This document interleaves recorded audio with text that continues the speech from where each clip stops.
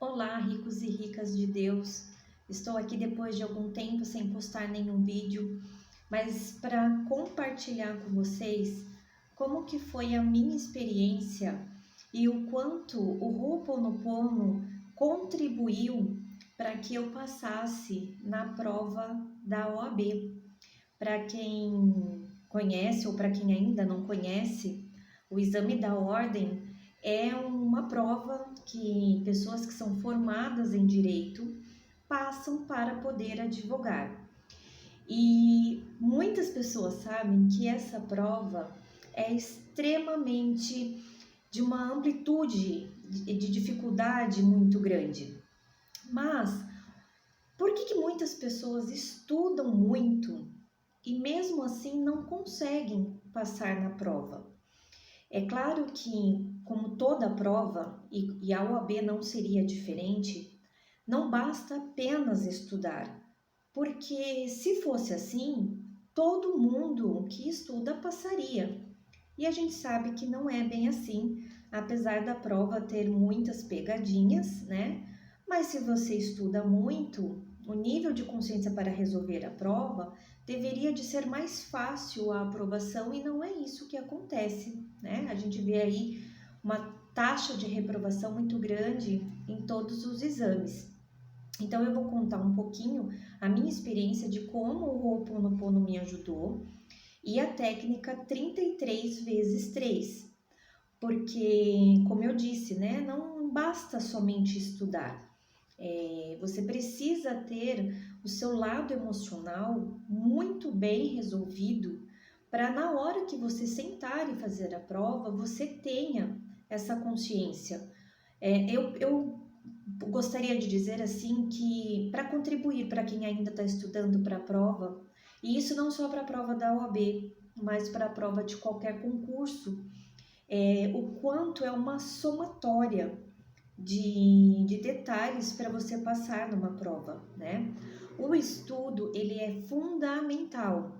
Não adianta ir lá, né, somente contando com a sorte ou fazer nenhuma outra técnica e não fazer a nossa parte, que a nossa parte é estudar. Porém, a gente sabe que não é somente o estudo quando a gente chega lá na hora, né? Então, o que acontece? Quando se trata de provas, a gente precisa fazer a nossa parte, que é a parte do estudo, do conhecimento, estudar com, não digo com vontade, mas estudar compreendendo cada coisa, estudar para aprender e não para decorar. Outro ponto importante é a gestão de tempo, né? Que a gente sabe que muitas pessoas ficam extremamente nervosas porque veem que o tempo está acabando e não vão conseguir concluir a prova, e isso acaba tirando a atenção na hora da prova. E claro que a gente conta com a ajuda sim de técnicas para fortalecer o nosso lado emocional, né? Então essa somatória aí, eu acredito que é o primordial para o sucesso de uma aprovação, seja na prova da OAB, seja em qualquer outra prova. Mas indo agora ao assunto, me aprofundando um pouco mais como foi que o Ho'oponopono me ajudou. A história minha com a OAB, ela é uma história um pouco turbulenta. E claro que para todos são, né? Mas a minha experiência foi assim. Eu estava no final do meu 10º semestre na faculdade e me inscrevi para realizar o exame 38 da OAB. Nesse exame 38 foram onde entraram 3 matérias novas, né? Então, 3 matérias a mais para se estudar. E a gente sabe que na faculdade a gente não é muito bem preparado para a prova, né, para a prova da OAB, né? Então, assim, mas isso é um detalhe à parte. Então, na fase que eu estava vivendo, eu não estava com condições financeiras para pagar um cursinho, infelizmente. Quem tem a oportunidade de pagar um cursinho, é claro que vai ter um estudo mais direcionado, acaba sendo mais fácil, porque você estudar por conta própria acaba sendo um pouco mais difícil porque você demanda tempo para você pesquisar os tópicos que você precisa aprender. Já com um cursinho você tem um norte, né, que você vai seguindo e acaba sendo mais fácil. mas para mim não era possível naquele momento, então comecei a estudar exclusivamente com vídeos no YouTube, vídeos gratuitos. E fui pegando cada matéria, né, e fui estudando e resolvendo muitas questões. Eu baixei todas as provas, para falar a verdade não foram todas, mas as 10 últimas provas do exame da OAB e comecei a estudar por lá também. E quando fui para o dia da prova, né, como eu sou terapeuta, eu também me preparei emocionalmente para a prova e confesso que eu fiz uma prova tranquila. Eu não tive dificuldades em fazer a prova, apesar do nível de dificuldade. Para quem faz a prova, para quem conhece como funciona, a gente tem que responder 80 perguntas distribuídas em várias matérias.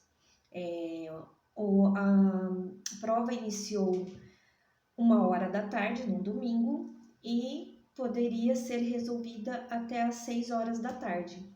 Eu terminei a prova às 3h30 da tarde e fiquei aguardando um pouquinho mais para poder sair com o caderno de questões para depois eu poder dar aquela verificada, né, para acalmar um pouco o coração. Então, quando saiu o resultado extraoficial, eu já tinha feito a correção e já tinha visto ali que uma possível aprovação já estava a caminho. E isso aconteceu. Eu fui aprovada na primeira fase do exame da ordem. A gente sabe que para quem faz as provas são 2 fases, então automaticamente eu fui para a segunda fase do exame da ordem. E aí é onde entra as técnicas para me ajudar. E onde eu falei lá no início do vídeo que não basta somente você ir com técnicas e não ter um estudo. Aí vem o que aconteceu comigo na segunda fase do exame da OAB 38. Eu estava passando por um momento um pouco turbulento na minha vida, mesmo sendo terapeuta. A gente sabe que não é porque a gente é terapeuta que a gente é perfeito, muito pelo contrário. A gente tem técnicas e tudo mais, mas a gente é ser humano, como qualquer ser humano tem problemas na vida, e naquele momento eu estava passando por uma fase muito turbulenta. Um detalhe, entre aspas, como eu fui aprovada no exame da primeira fase, eu já estava automaticamente na segunda fase e eu já deveria de ter iniciado os estudos para estar pronta para a segunda fase, né? O que na verdade não aconteceu. Pelo momento que eu estava vivendo, eu acabei não me dedicando o suficiente para os estudos. Até mesmo para técnicas também não fiz, porque eu mesma já tinha um sentimento lá dentro de mim de que eu não tinha me preparado, né, o suficiente para a prova. Então, aconteceu que eu fui reprovada na segunda fase do exame 38. E aí o que acontece? Quando você é reprovado na segunda fase, você vai para uma fase que se chama de repescagem, onde eu iria para o exame 39, fazer a repescagem juntamente com quem passasse na primeira fase do exame 39. Como eu não passei, porque não estudei o suficiente na segunda fase do 38, eu sabia muito bem onde eram os meus pontos fracos e onde foi que eu não tinha estudado o suficiente. Porque o que acontece é que eu fui muito bem nas questões da segunda fase, mas eu não estudei o suficiente a fase processual. Eu fiz o direito do trabalho e não dei uma atenção especial na linha processual e eu acabei errando a peça. E a gente sabe que quando a gente erra a peça, não tem possibilidade de passar na prova mesmo, indo bem nas questões. E aí, fui para a repescagem. Agora sim, abrindo um parênteses, né? O que aconteceu na repescagem, eu estava um dia na faculdade, numa sexta-feira, me lembro até hoje, e isso era umas 7h30 da noite, e eu me lembrei da data de inscrição para a repescagem, porque a gente precisa pagar a taxa da repescagem, que é mais ou menos 50% do valor que a gente paga para a inscrição da primeira fase, mais ou menos isso. E eu não fiz a inscrição e eu perdi o prazo para fazer a repescagem no exame 39. E aí eu entrei em desespero, porque eu tinha a possibilidade de ir para a repescagem e por falha minha, né, acabei não fazendo a inscrição. E quando isso acontece, você volta automaticamente para a primeira fase e você tem que fazer a primeira prova novamente. Mas como o universo, por isso eu falo para vocês que o universo, ele faz coisas assim que ele coloca oportunidades no caminho da gente, transformações que a gente nem ao menos espera, por isso que precisa confiar. E aí o que aconteceu? Como naqueles dias, salvo engano, são 3 dias que ficaram abertos e eu perdi o prazo, choveu muito em várias regiões do Brasil, inclusive no estado de São Paulo, que é o estado que eu moro. E dessa forma, como muitas pessoas ficaram sem acesso à internet, tá? Um dos motivos também de eu ter perdido o prazo foi que no primeiro dia, quando abriu o prazo, a internet na minha casa estava muito ruim, estava caindo toda hora. E aí passou-se o prazo e eu acabei esquecendo de ficar tentando. Mas como muitas pessoas tiveram essa dificuldade na internet, acabou que reabriu o prazo para inscrição. Vários colegas meus de faculdade que sabiam que eu tinha perdido o prazo me enviaram mensagens, né? E aí, quando eu vi, eu fui correndo lá para fazer a inscrição e o site não aprovava, não dava certo. Isso foi numa nova sexta-feira. Então, eu tentei a sexta-feira à noite fazer, não consegui. Sábado, não consegui. Domingo, não consegui. E eu mandei vários e-mails lá para a FGV, que é a banca, né, que é examinadora do exame da ordem, e abriu vários protocolos. Resumindo a história, quando foi na segunda-feira, eles me responderam dizendo que realmente eles estavam com problema no site, que eu poderia abrir através daquele link e fazer a minha inscrição normalmente. E deu certo, eu fiz. Aí, indo já para a segunda fase, que aí realmente foi onde eu estudei a repescagem da segunda fase. Eu realmente estudei a linha do tempo, estudei tudo que poderia cair. Assim, o que eu pude fazer para estar preparada para a prova, eu fiz. E então, eu fiz muito Ho'oponopono nessa fase, enquanto eu me preparava, né? Então, eu falava assim no meu Ho'oponopono. Inclusive, meu Japamala tá aqui, ele é inseparável. Eu não largo dele. Onde eu vou, eu levo ele. Eu levo ele na bolsa. Quando eu tô dentro de casa, quando eu tô aqui no meu escritório fazendo alguma coisa de trabalho, eu estou com ele do meu lado. Então, eu não largo dele. Então, eu fazia muitas vezes ao dia, Cris, abençoada e aprovada no exame da ordem. Sinto muito. Por favor, me perdoe, eu te amo, sou grata. E fazia sempre as 108 vezes. Quando não estava com Japamala ou estava dirigindo, eu também fazia mentalmente, né, o Ho'oponopono. Por enquanto até aqui não entra a técnica 33 vezes 3, eu fiz somente o Ho'oponopono. Fui fazer a prova e a prova estava num nível de dificuldade extremamente alto.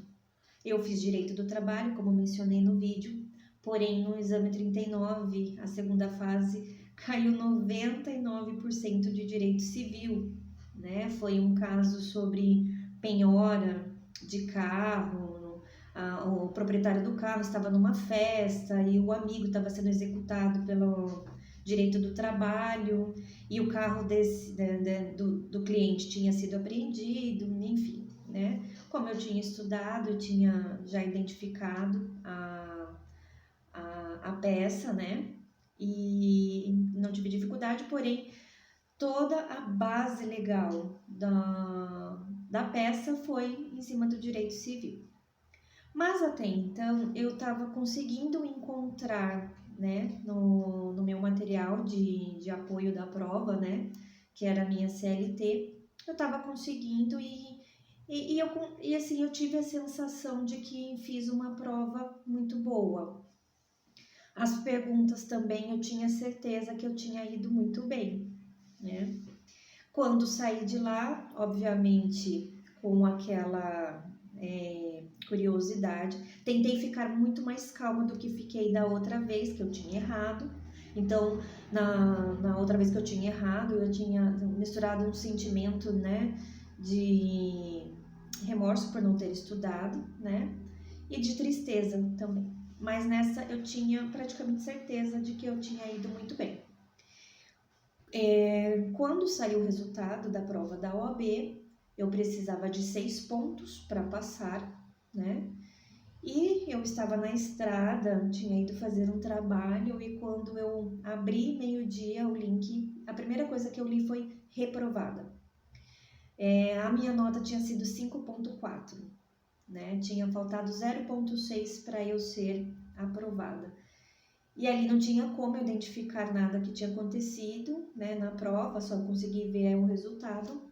E quando eu cheguei em casa, eu consegui ver com mais calma e eu tinha observado que muitos pontos não tinham sido muito bem corrigidos, tanto de questões como da peça.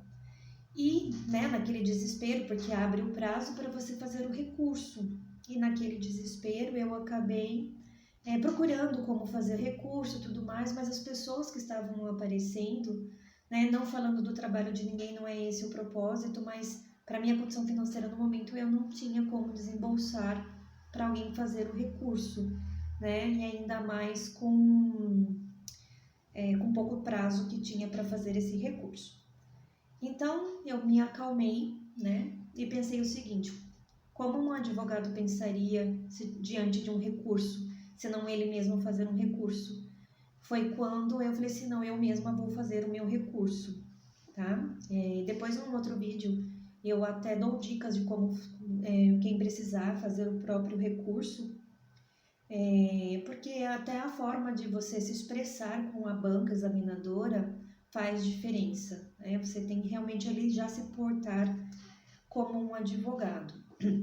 E aí o que aconteceu? Eu abri todo o meu recurso com muito amor, por isso que eu falo que quando a gente faz o nosso próprio recurso, a gente consegue ter muito mais clareza, porque é a gente que quis demonstrar aquilo na prova e não conseguiu, e a nossa última chance é naquele recurso, então ele tem que ser conciso, mas ele tem que ser muito coerente e claro, você só vai pedir por aquilo que você tem certeza, que você colocou na prova e não foi bem corrigido. E aí fiz tudo o que tinha que ser feito, abri depois no dia seguinte para ver com mais calma, fiz mais algumas correções, que você pode abrir, e enviei o meu recurso. E aí já estava na mão de Deus, né? Na conspiração do universo e na mão da banca examinadora de recurso.